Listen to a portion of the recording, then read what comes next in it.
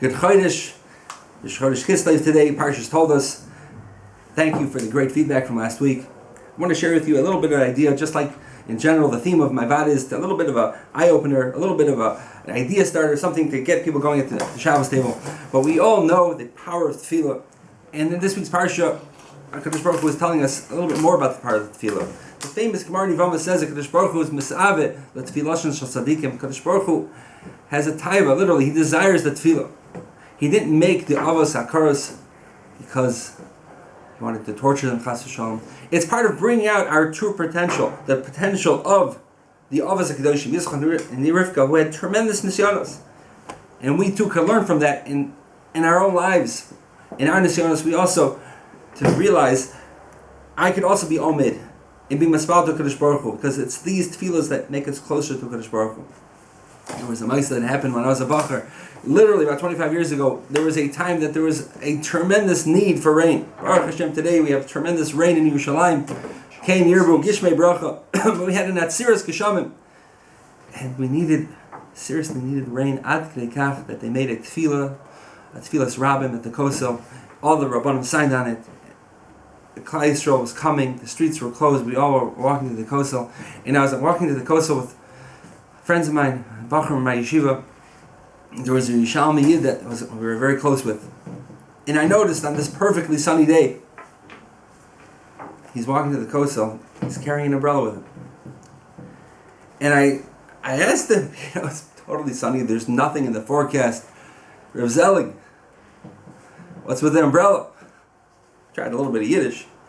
And he goes back to me, he goes, Michal, if you're going to go to the Kosel and daven to HaKadosh Baruch Hu for rain, and you don't carry an umbrella, it's a Chas v'Shalom, it's a Shaila being a gopher. What are you going to daven for? It's Pashut, we're davening, HaKadosh Baruch Hu is going to give us rain, that's why I have my umbrella.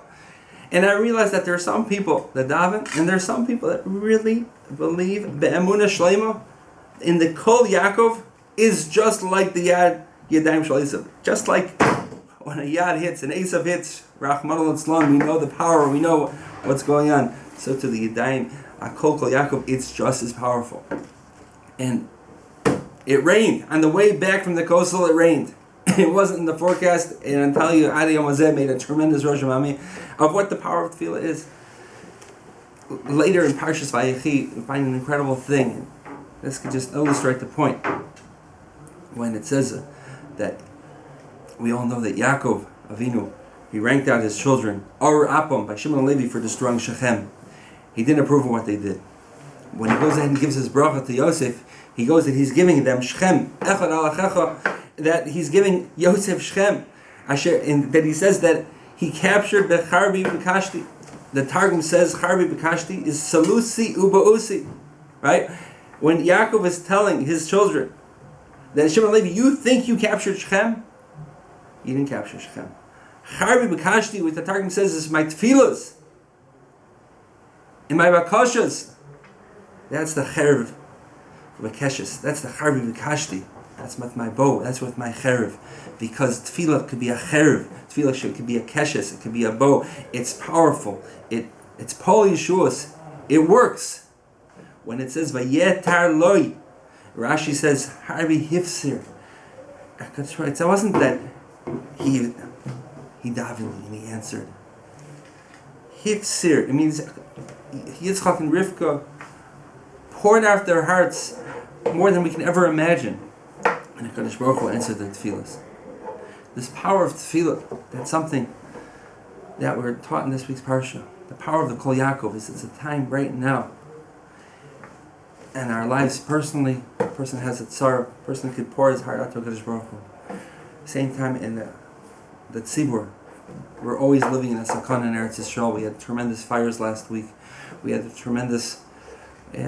we always have pachadim of our surroundings.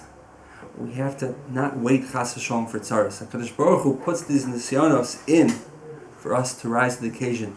That HaKadosh Baruch Hu showed that if you are close to HaKadosh Baruch Hu, if we do whatever we can, we stay this, we have these nisyonos in order to daven, but why wait for the nisayon? Right here with Yitzchak and Rivka, we learn that we can daven to HaKadosh Baruch Hu, pour our hearts to HaKadosh Baruch Hu, and HaKadosh Baruch Hu will be close to us. We won't have to have the tzaras. But if Chas Shalom we do, HaKadosh Baruch Hu is waiting for us. He's waiting for us to answer Him. In Mitzvah Hashem, we should all be Zocheh. Yemali HaKadosh Baruch Hu, Kol Mishalas Avinu L'Toiva, Amen. Have a wonderful Shabbos.